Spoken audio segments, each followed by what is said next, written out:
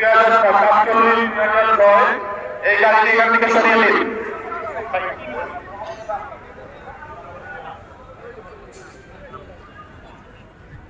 ঢাকা মহানগর উত্তর জামাত ইসলামীর আমির সেলিমউদ্দিন ভাই আমাদের মাঝে মরহুমের আত্মার মাগফিরাত কামনা করে নির্বাহী সদস্য মামুন হাসান ভাই আমাদের মাঝে ইতিমধ্যে উপস্থিত হয়েছেন।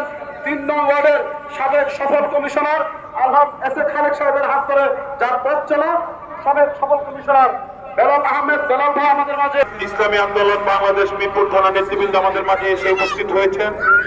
আমি সকলকে অনুরোধ করবো কাতার সোজা করার জন্য, দাঁড়িয়ে কাতার সোজা করার জন্য সকলকে বিশেষভাবে অনুরোধ করছি। কাতার সোজা করা নামাজ পূর্ণতার সামিল। আমরা সকলেই জানতাম মরহুম এস এ খালেক সাহেব খুব নিয়মানুবর্তিত এবং সময়ানুবর্তিত মেনে চলতেন, অর্থাৎ ডিসিপ্লিন